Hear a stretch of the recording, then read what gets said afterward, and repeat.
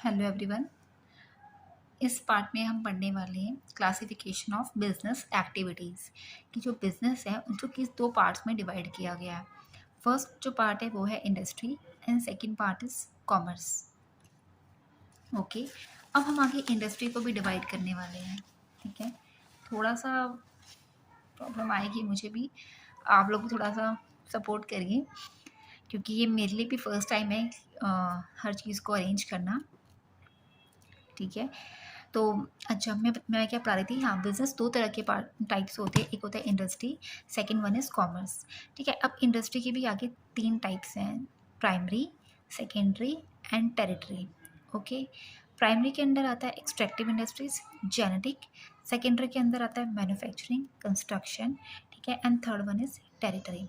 पहले मैं आपको इंडस्ट्री के एक्सप्लेन कर देती हूँ। ठीक है, फिर से एक बार हम रिमाइंड कर लेते हैं कि बिजनेस के टू टाइप्स होते हैं। फर्स्ट इंडस्ट्री है, सेकंड वन इज़ कॉमर्स।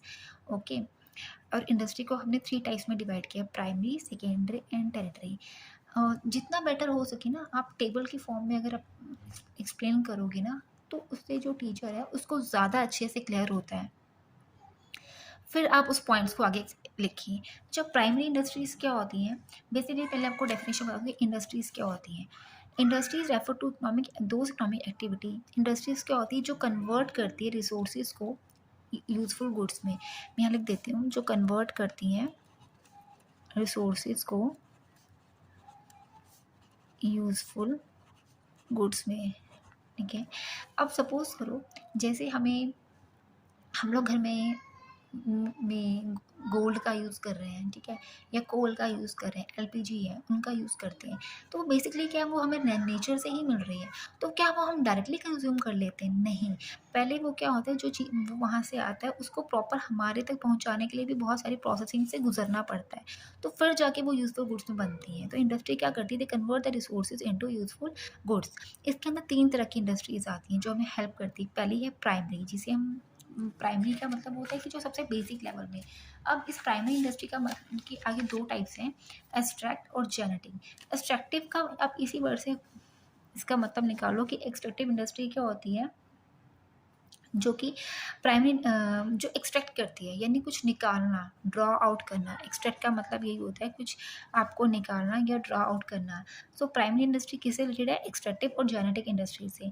सो ये connect with the extraction and production of natural resources and production and development of living organism.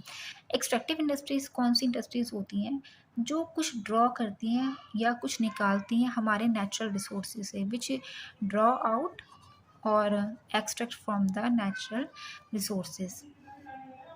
For example जैसे हम लोग फार्मिंग करते हैं, ठीक है, अब फार्मिंग कर ली हम लोगों ने, ठीक है, या माइनिंग करते हैं, मैंने आपको भी एग्जांपल दिखाई थी ना, माइनिंग हो गया, ठीक है, या हम लोग हंटिंग कर रहे हैं।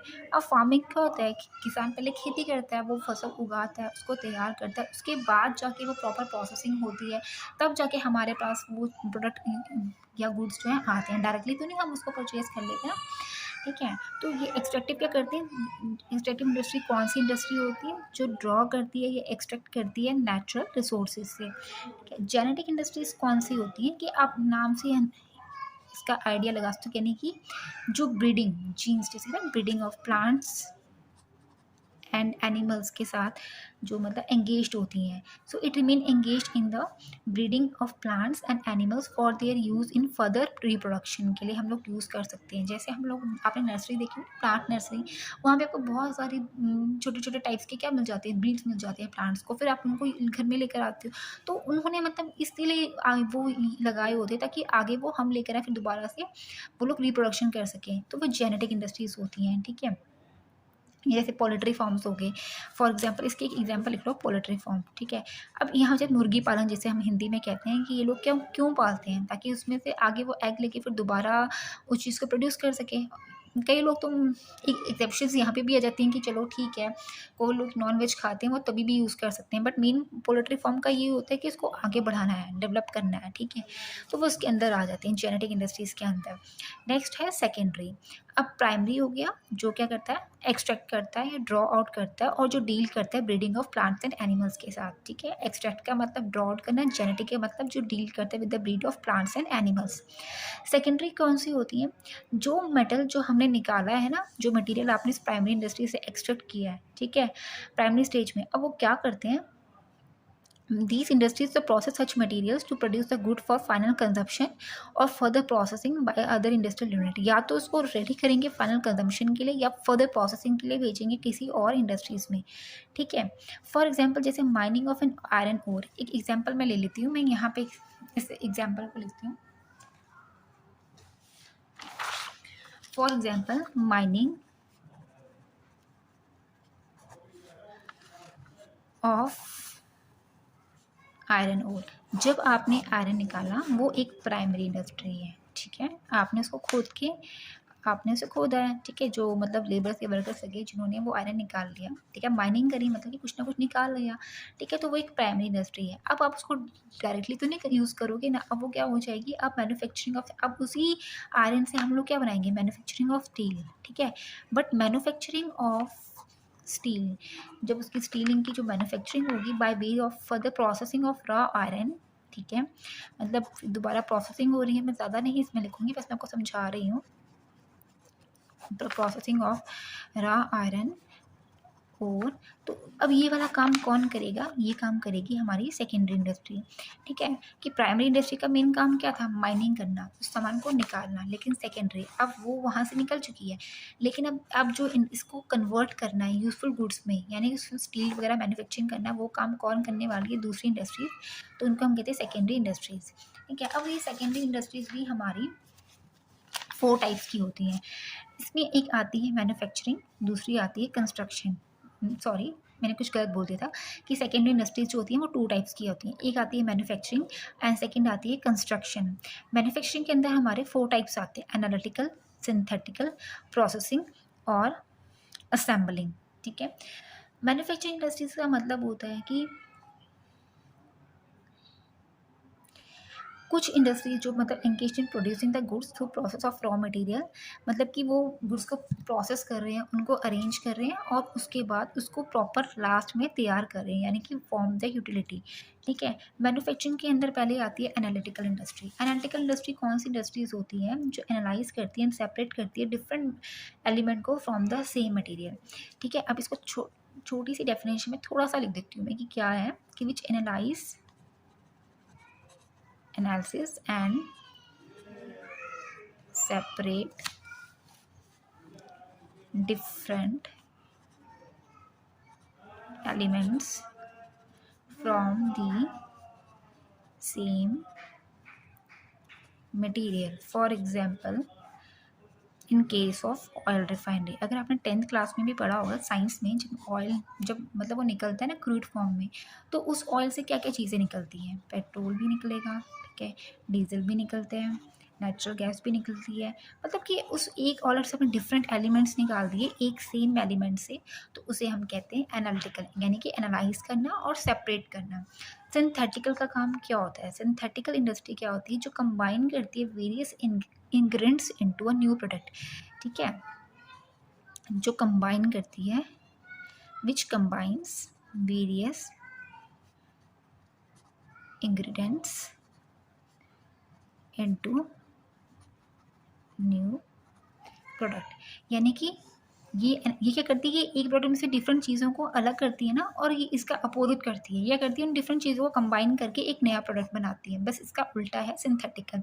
प्रोसेसिंग का नाम से ही समझ आ रहा है, प्रोसेस करना, ठीक है, जिसकी अब किसी भी चीज़ को बनाने में जो डिफरेंट प्रोसेस आएंगी, सक्सेसिव स्टेजेस आएंगी फॉर मैन्यू, ठीक है, तो इसमें क्या आएंगे, डिफरेंट स्टेजेस आप लिख सकते हो फॉर मैन्युफैक्चरिंग द, अपना जो आपको फाइनल प्रोडक्ट बनाना है, फिनिश्ड प्रोडक्ट, और लास्ट में जो है हमारा असेंबलिंग। असेंबलिंग के नाम से समझ आ रहा है कि असेंबल करना, इट मीन्स जैसे हमें एक डिफरेंट कंपोनेंट, जैसे फॉर एग्जांपल मुझे एक टेलीविज़न बनाना है, ठीक है, या आपको एक कार बनानी है, ठीक है।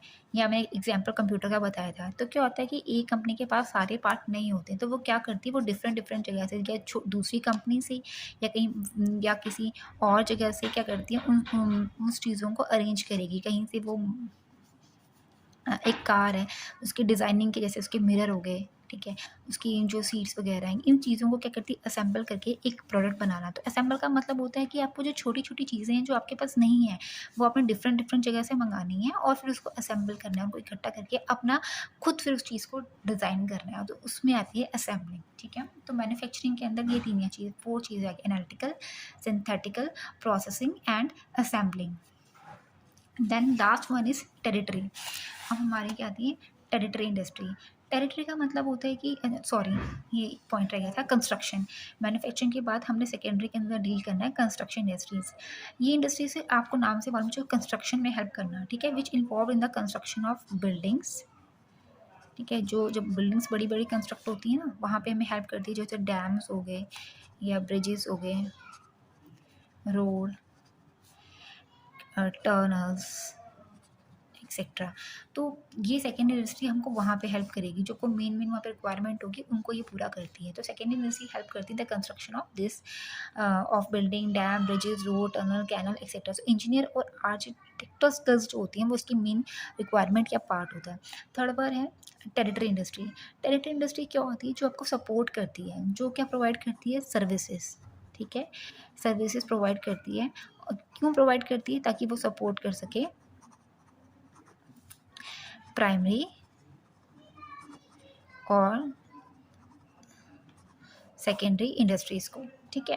उनको फैसिलिटेट करना है, जैसे टेरिशरी का मतलब होता है कि एक तरह से उनको फैसिलिटेट करना, उनको वो सर्विस देती है, एक तरह से हम फैसिलिटी देते हैं, ठीक है। और टेरिशरी के अंदर ही मैंने बताया था, इसमें जैसे बैंक की हमें फैसिलिटी मिल जाती है, आपको अपने गुड्स को अगर ट्रांसपोर्ट करना है तो फिर हमें ट्रांसपोर्टेशन की फैसिलिटी मिलती है, गुड्स को स्टोर करने के लिए वेयर हाउसिंग, इंश्योरेंस कि फायर थेफ्ट इन सब से बचाने के लिए इंश्योरेंस इसमें आ जाता है। तो एक तरह से ऑक्सिलरीज होते हैं जो हमें हेल्प कर रहे होते हैं, दीज आर द टेरिशरी, ठीक है। फिर कम्युनिकेशन आ गया, इसके अंदर इंश्योरेंस, एडवर्टाइजिंग आ जाएगी कि अपने प्रोडक्ट्स को हमने एडवर्टाइज भी करना है, पैकेजिंग भी करना है। तो ये बेसिकली प्राइमरी और सेकेंडरी, क्योंकि जो गुड्स तैयार हो गए हैं उन गुड्स को हमें अब कैसे पहुंचाएंगे, हम एडवर्टाइज भी करेंगे, पैकेज भी करेंगे, फिर वहाँ ट्रांसपोर्टेशन भी करेंगे। तो सारी चीज़ें किसके अंदर आती हैं, टेरिशरी के अंदर आती हैं, ठीक है। So okay students, I think आपको ये पार्ट समझ आ गया होगा कि इंडस्ट्रीज़ क्या होती हैं, उसकी 3 टाइप होती हैं। मैं लास्ट में सम अप कर लेती हूँ। हमने पढ़ा इंडस्ट्री क्या है, उसके 3 types, primary, secondary and tertiary. Primary के अंदर एक्सट्रैक्टिव और जेनेटिक, सेकेंडरी के अंदर मैन्युफैक्चरिंग और कंस्ट्रक्शन, ठीक है। मैन्युफैक्चरिंग में हमने पढ़ा एनालिटिकल। एनालिटिकल मतलब होता है जब हम लोगों को एक ही पार्ट से एक सेम मटेरियल से डिफरेंट डिफरेंट एलिमेंट्स निकालते हैं। सिंथेटिकल में उसका अपोजिट है, यानी कि आपने डिफरेंट डिफरेंट एलिमेंट्स को इकट्ठा करके नया प्रोडक्ट बनाना है। प्रोसेसिंग का मतलब होता है कि जब आपका प्रोडक्ट अब फाइनल प्रोसेस के लिए, यानी कि फिनिश प्रोडक्ट जो है वो तैयार हो रहा है, डिफरेंट स्टेजेस जो इसके अंदर आती है। असेंबल का मतलब होता है डिफरेंट डिफरेंट जगह से आप लोग क्या कर रहे हो, असेंबल कर रहे हो। It means you have to assemble the different components और parts to make a new product, ठीक है। और last one is tertiary. Tertiary एक तरह से क्या होती हैं, दीज आर द फैसिलिटीज और services which are providing to support the primary and secondary industries. तो आप कोशिश यही करो, जितना समझोगे उतना अच्छा लिख पाओगे। Don't try to cram, cram करने की बिल्कुल कोशिश मत करो। अगर क्रैम करोगे तो बिजनेस स्टडीज़ लर्न करना आपके लिए बहुत मुश्किल हो जाएगा। हाँ, एक just go through you reading, आप उसको रीडिंग दो, एक बार नहीं दो, 2 बार दो, एटलीस्ट 3-4 टाइम्स रीडिंग दो, तब जाके आपको ये पॉइंट समझ आएगा। सेकेंड पार्ट था इसका कॉमर्स, ठीक है। और ये कॉमर्स वाला पार्ट मैं आपको नेक्स्ट वीडियो में समझाऊंगी। Okay, thank you. हाँ, अगर आपको पसंद आए लाइक और सब्सक्राइब ज़रूर करें।